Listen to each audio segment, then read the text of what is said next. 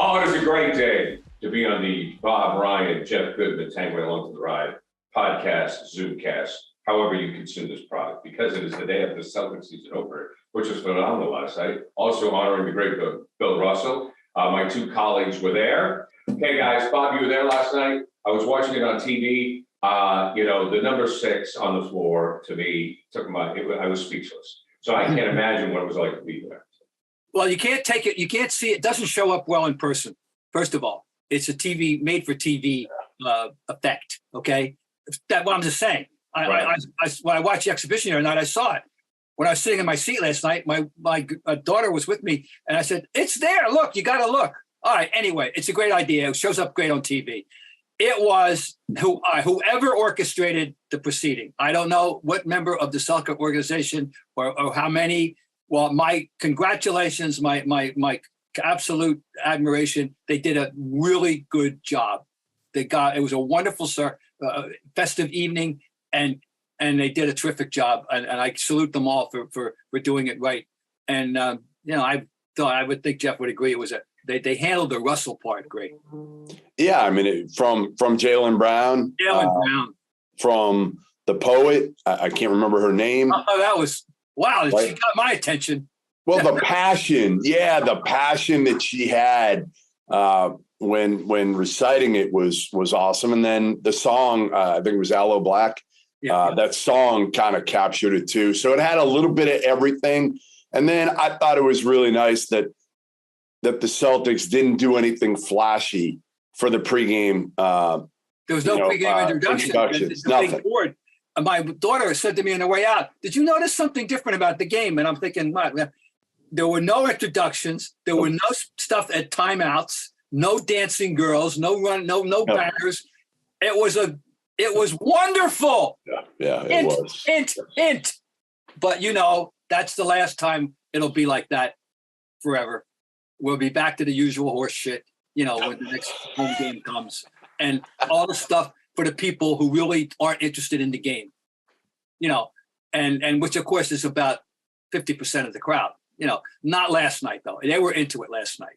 I think it's just sad that we didn't, on the night when they honored Bill Russell, that Robert Williams didn't take the court, like your current day, your modern day version, Bob. Yeah, we had absolutely the first, here's you bitter sports writers. You can't let a great moment just live for a second.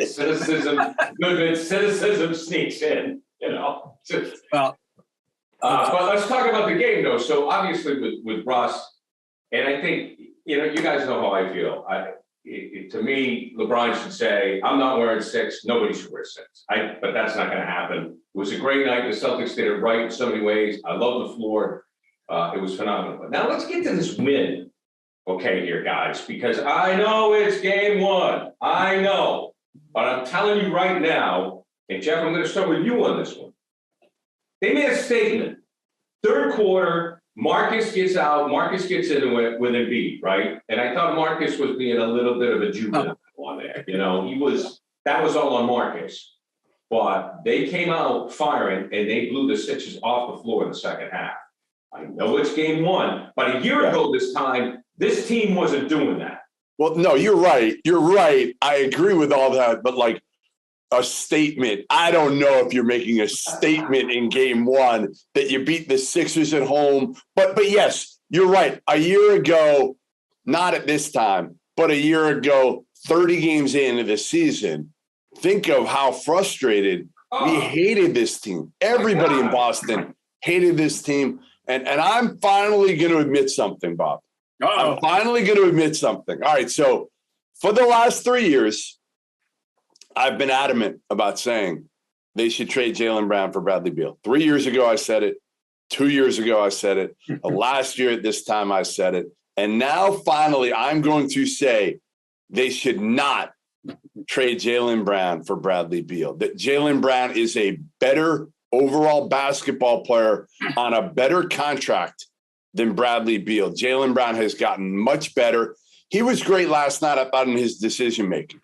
He struggled early he missed some threes, but then I thought he showed maturity.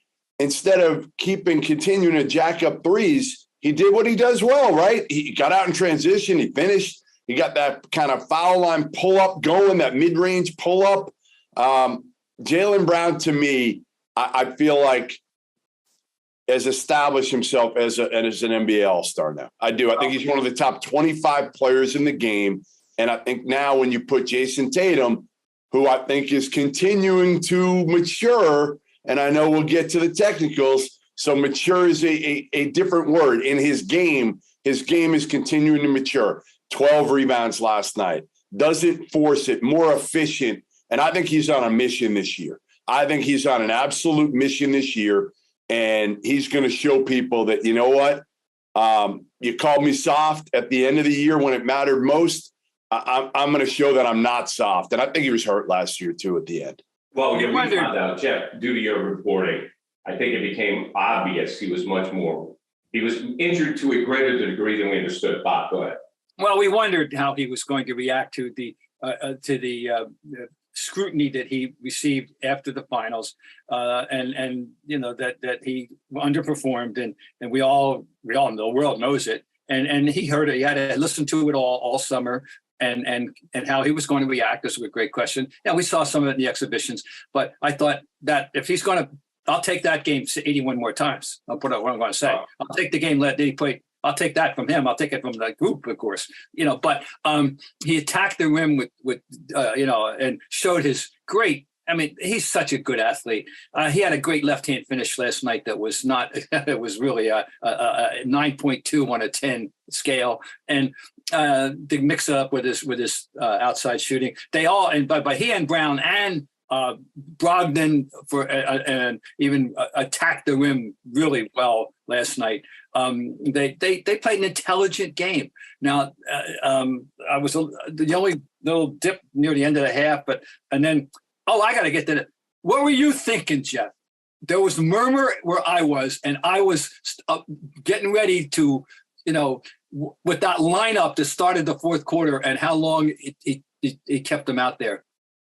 That was right. What was the buzz on that one? Yeah, I mean, I think everybody was kind of scratching their head. Lineup, Jeff, just what was the lineup of the fourth for the viewers?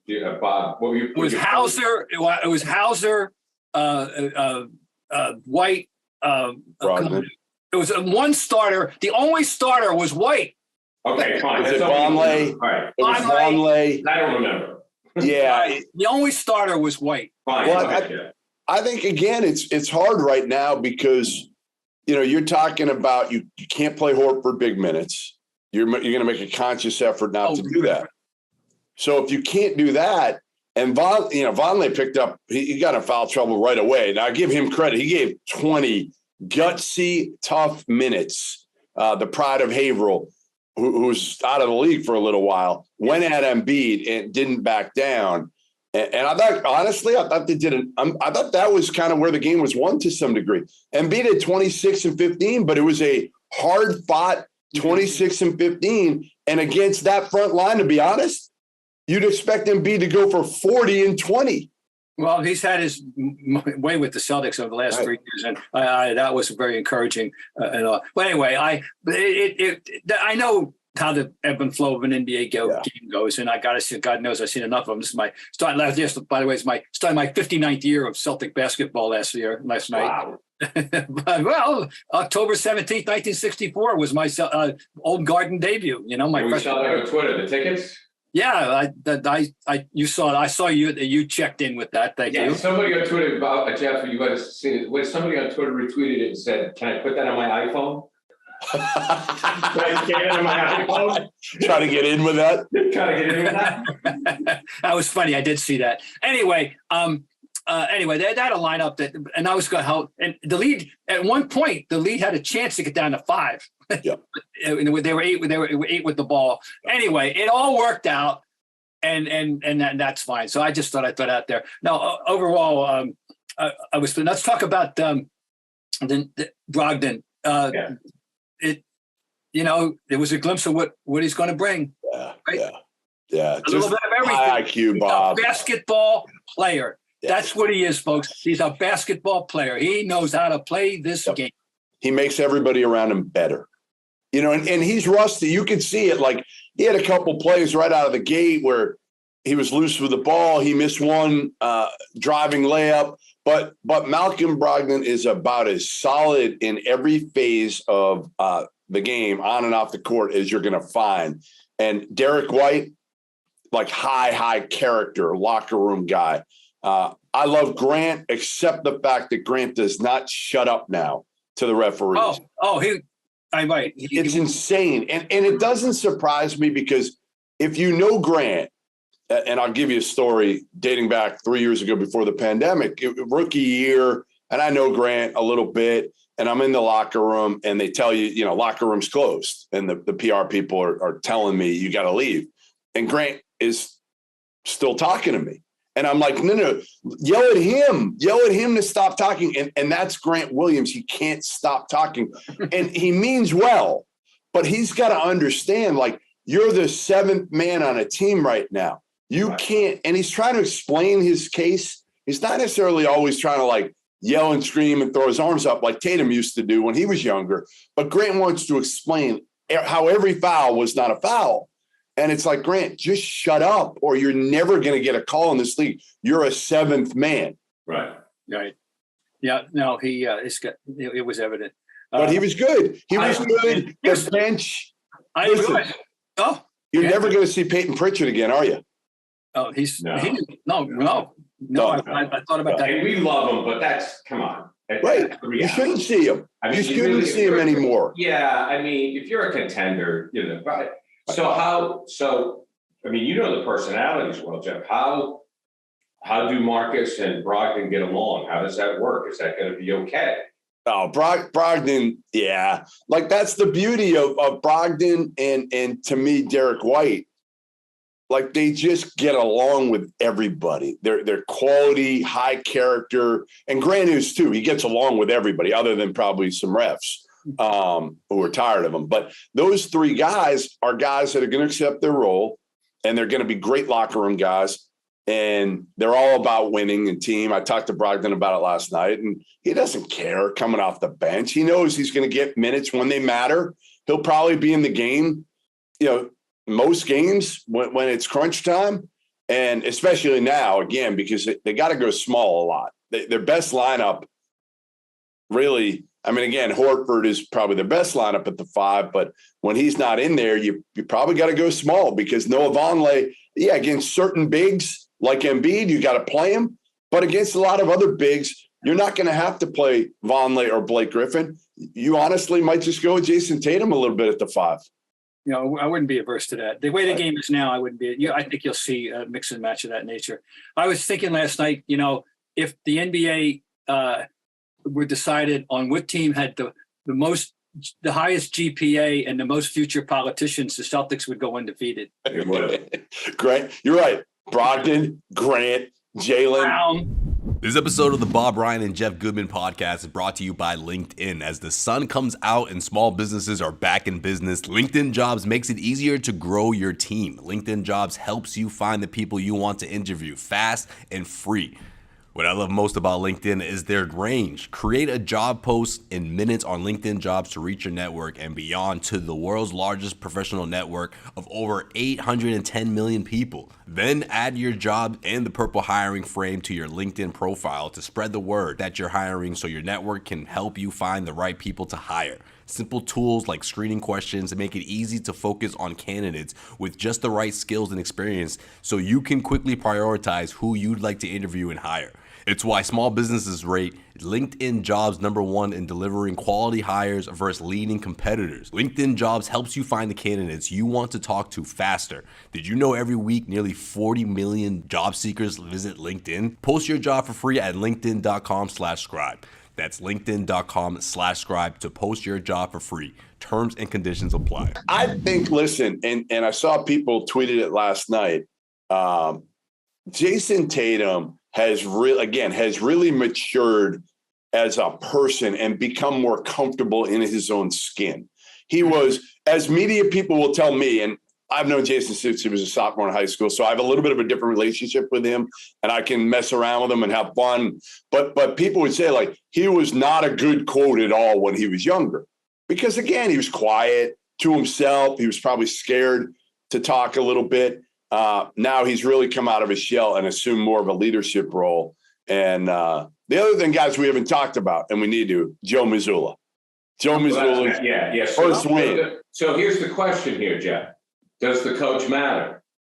Yeah, of course the coach matters. Well, I mean, is there a difference between he and Ime? Yes, there's a difference. There's a difference.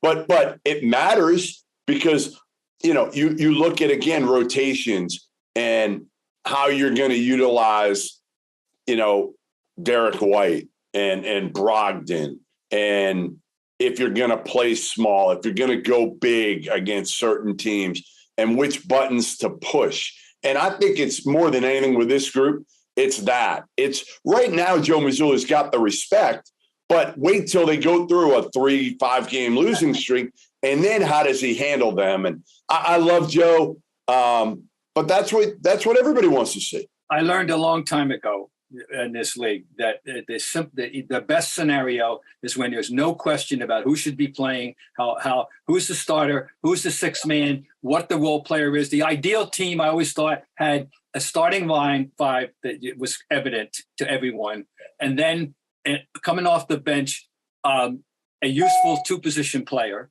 if you had one.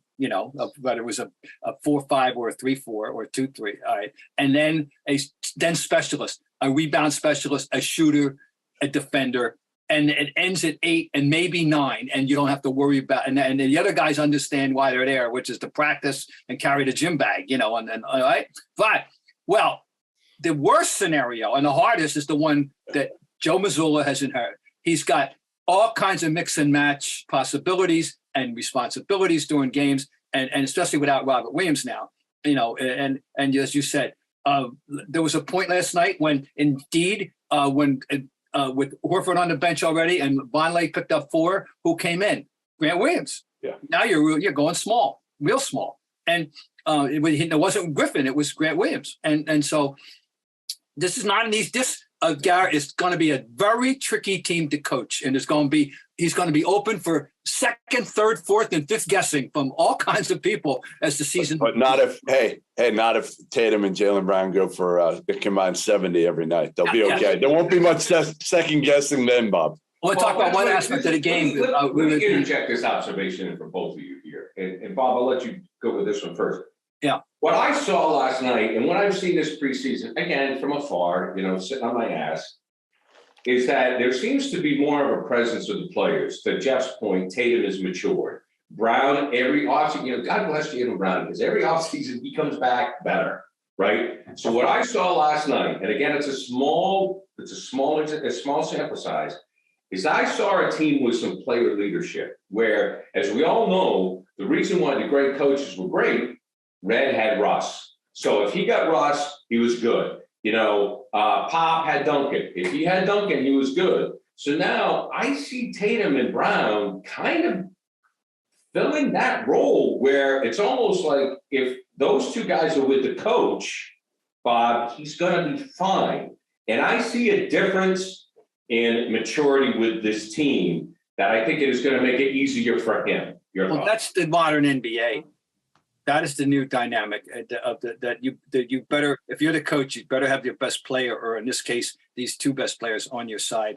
That's just the dynamic. And remember that the very first person I saw quoted in the aftermath of the Udoka news was on the subject of Mazzulla was Jayson Tatum, offering his full endorsement. Love the guy, and respect the guy and all that. And I said, oh, that's good. In this day and age, to get the endorsement from your star, you make a very good point. And I don't think it's exclusive to the Boston Celtics. This is the way the world is evolved, and the NBA to a very large degree. This support of the key. He's got pros though. Like the great thing about Mazzulla is, again, you've got Al Horford, you've got Malcolm Brogdon, you've got Derek White. Those are 3 of your top 8 right there.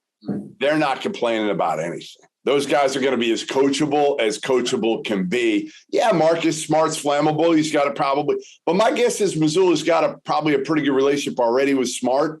But he's got to figure out how to handle him and the egos a little bit of Tatum and Jaylen Brown. But really, what you're going to let them go? I mean, what are you going to worry about Tatum and Jaylen Brown all that much for? So I think he walked into a good situation in a way because of the maturity. If he walked into it 2-3 years ago, yeah, Tatum and Jaylen Brown weren't really as mature as they are now. The hard part for Mazzulla is he also walked into expectations without Robert Williams. Yeah, well, and I just hope people understand that.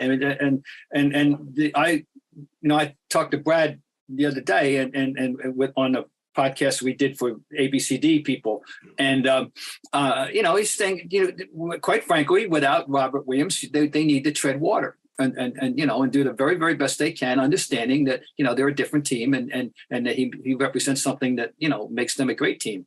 And now that's my specific phraseology there, but basically the concept of treading water, that was his. If they play 40 games, Bob, if they play 40 games and they go 25-15. Yeah, I hope right? People, Now, now that they teased people a little bit last night, it was a wonderful performance. That's great. There's going to be, now they're going to go on the road right away. So let's find out against a good team. I think still a good team, Miami. And, we're not going to find out, but we're going to see a different circumstance. Okay. I got to bring up one thing that jumped out at me and hallelujah. Late in the game, there was a timeout and I'm looking up at the big board with all the, stats. And what was the biggest lament that we had in the finals as it evolved last year? The finals specifically. What aspect of the game was having us tear? If we had hair to tear out? Was it turnovers? Thank you. Yeah. The turnovers. They had 8 turnovers at that point in the game, very late in the game. 8. And like I said, Jaylen, listen, you're bringing on Malcolm Brogdon. That helps right unto itself because he doesn't make a lot of unforced errors. And number 2, Jaylen Brown was much better with his decision. I didn't remember he lost the ball once on a midcourt without pressure. But I don't remember him dribbling into a pack. Nope, he did not. Right. Now it was the way he continually did against the Warriors. Now, is that a product of how the Warriors guarded him as opposed to the whole playoffs? If you remember, it wasn't just the Warriors. Yeah, right. It was the entire postseason. I don't remember one time when he dribbled into the pack last night. Now, Philly's transition defense was awful. I'm sure if I'm guessing that that's Doc's number one lecture today to his guys will be your transition defense. If they're going to play transition defense like that, then they're going to be in trouble. Right. Now, let's have a few words about them because we're going to have to live with them. James Harden looked pretty damn good. He did. He looked good. I mean, he got, you realize that was his 76er high, 35? It's crazy, isn't it? Yeah. He made it look so easy, dude, in a Harden way. 5 out of 9 on threes with that step back. Anyway, he looked good. If you're a Philly fan, that's the one. And the other thing is, and I have been a paid up member, Jeff. I'm not on the board yet, but I'm on the regional board of the Maxey fan club. I love Maxey. I've loved him from the first time I saw him in Kentucky, and he scares me. Let's go. He's good. All right. So, what do you think of both of you guys? I've always been a big Embiid guy. Okay, always. Last night, I think frustrated me. I've never been so frustrated watching Joel Embiid as I was last night because I think I know that he can shoot the 3, but I hate to see it a lot. I still think that if you're a big, you got to get down low, and that's where you can do your most damage. You can get to the foul line. You can wear out the defense. Yeah. If you're making the 3s, and I thought some of his 3s took them out of the game last night. So that's where I get frustrated. I think when you're a big like that, the 3 should be a complementary part of the game.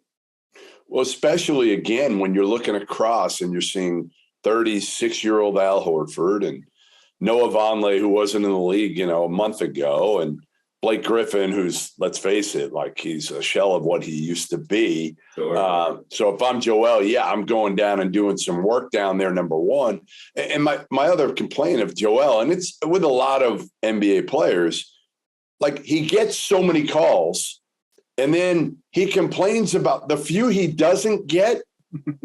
he complains about every one of them, and he's flopping and throwing his body around. And it's like, Joel, man, you're bigger than everybody. Like, just play the game. Just like, it was the first time that I was like, enough. And I say it, people say to me, like, you know, you're getting old now. You're complaining about all these guys that complain throughout the whole game. Every superstar, all they do is bitch and moan to the refs.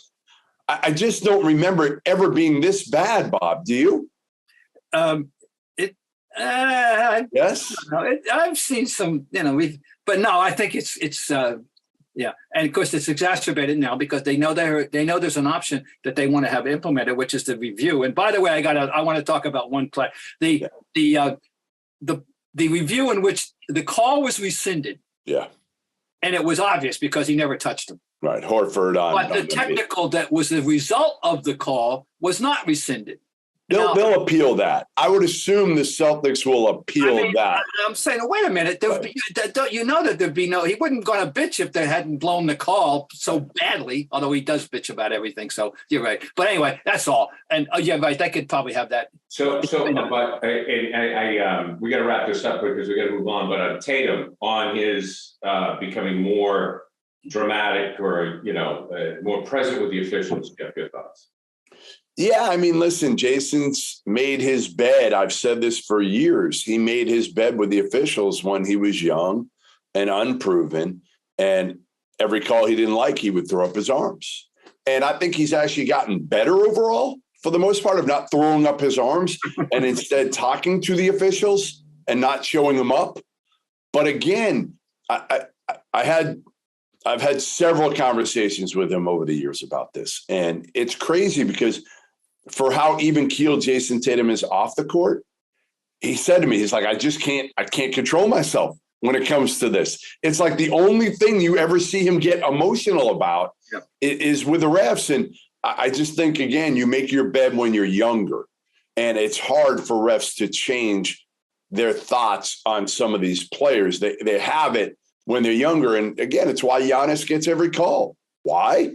Because he never complains. Everybody's like, well, why does Giannis get every call? Well, listen, when he was younger, he never complained. So now they give him calls because he honestly, they like him. It's funny. I got home, flipped on the other game, and within a minute of what I flipped on, there was a moment, and LeBron is, LeBron, it was the first thing I saw was LeBron. It's like, come on. Like Luka's brutal. LeBron, I mean, most of the stars are. That's why I respect the ones who don't complain. I always think Chris Paul does it as well as anybody because he doesn't complain. He just goes up to the ref and doesn't shut up, but he does it in a way that at least it's never showing up the official. Well, to answer you a sort of kind of half answer a question you asked 5 minutes ago, one of the first lines I heard when I started covering the league in 1969 was Oscar Robertson's been in the league 10 years and he's never committed a foul. So it's not. This has been part of the NBA for a long time. Yeah. It's just. I think it goes to like almost every, not just superstar now. Like I said, it's gone down to the seventh man of the Boston Celtics. Well, yeah, you're right. Look good, feel good, folks. Athletic Greens going to give you a free 1-year supply of immune-supporting vitamin D in 5 free travel packs with your first purchase. Contains less than 1 gram of sugar, no GMOs, no nasty chemicals or artificial anything. While they taste great, you're going to sleep better. You're going to recover better. Mental clarity. It costs less than $3 a day. It's cheaper than getting all the different supplements yourself. So all you have to do is go to athleticgreens.com/hoops. Again, that's athleticgreens.com/hoops to take your ownership over your health and pick up the ultimate daily nutritional insurance. Okay, so while we continue with the theme of hyperbole, Bob Ryan, statement game by the Warriors last night over the Lakers. I'm sorry? I said statement game by the Warriors. Let me say this. I do think that you saw what the problem is. The Lakers have 2 guys. That's it. I mean, the Lakers have 2 guys, LeBron and Anthony Davis. If they gave you numbers, and they still couldn't win. And their bench is all members of the basketball witness protection program, by the way. I mean, for the most part. I looked at the bottom of the roster today and I said, "Oh, God, really? Who? Okay." Now, first of all, I never for a second had any worries or doubts about Draymond Green and Poole playing together, getting together, doing the right thing. I think that thing, anybody that thought that was going to have a deleterious effect on their play on the court doesn't understand Green, number one, at all, I don't think. And what we're learning about Poole. So they're going to be fine. I want to know, because I didn't see enough of the game. Jeff has been, he's 10 times more knowledgeable about Wiseman. Did you see him, anything? Did you get to see it all, Jeff? And did you see how he looked or anything about him? Yeah, I didn't see that much of a game either because I was obviously. Yeah, you were obviously waiting for Godot to come out and have a press conference. Yeah, pretty much.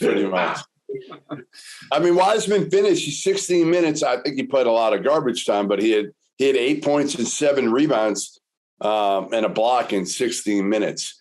I just think they're going to ease him in. Yeah. And again, Steve Kerr is smart enough to pick his spots with Wiseman, get his confidence up as a young player. And that's the one thing you worry about with Wiseman. He is a sweet kid. He's not a killer by any means in terms of like the killer instinct. He really doesn't have that.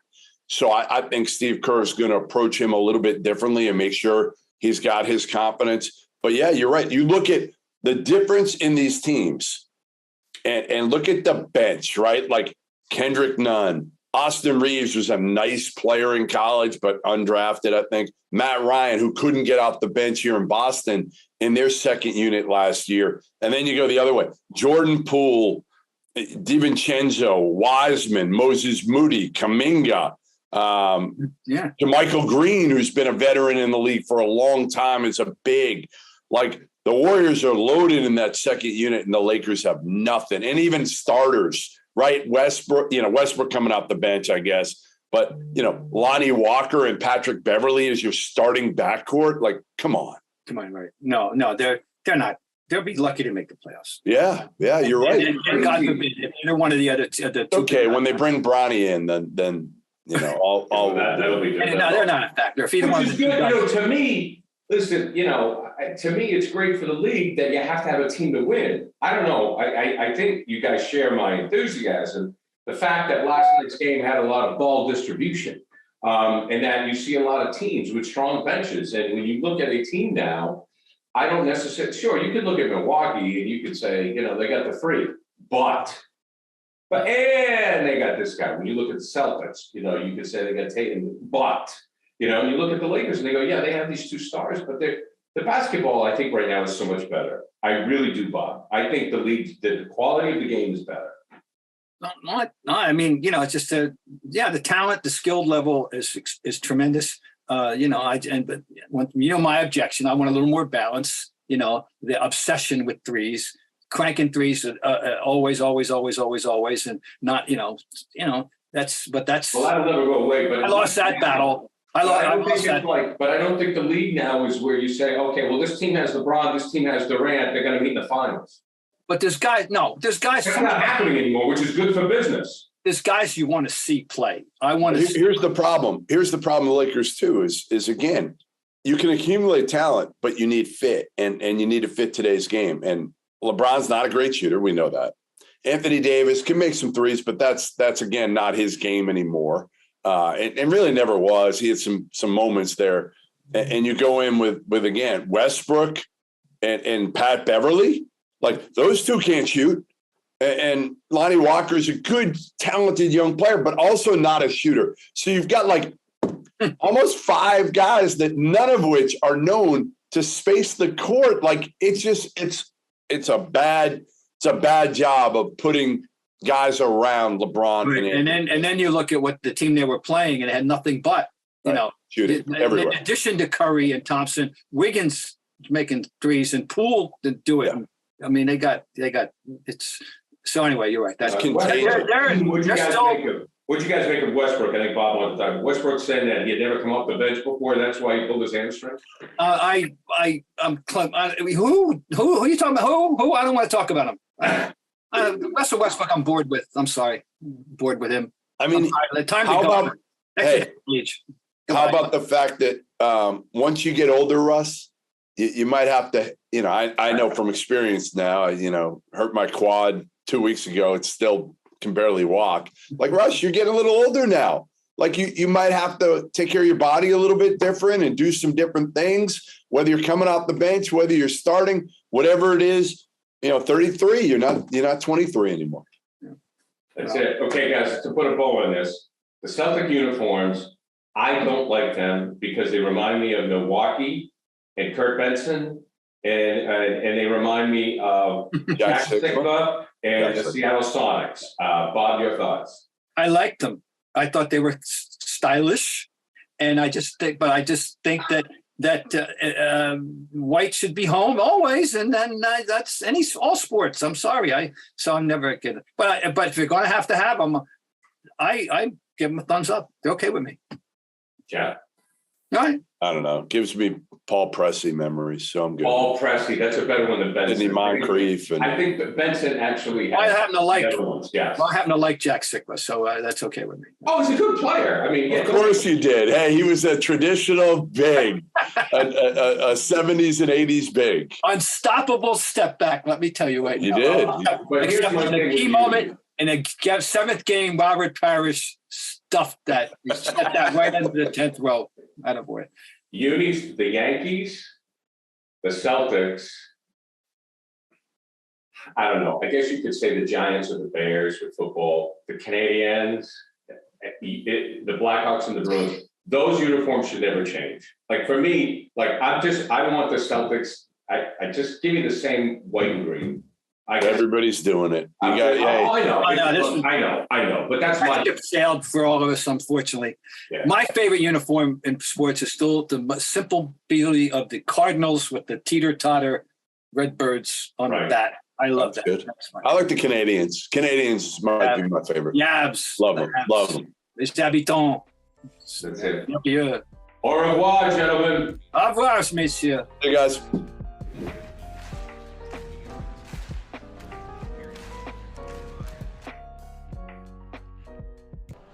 This episode of the Bob Ryan and Jeff Goodman podcast is brought to you by Athletic Greens. Athletic Greens is going to give you a free 1-year supply of immune-supporting vitamin D and 5 free travel packs with your first purchase.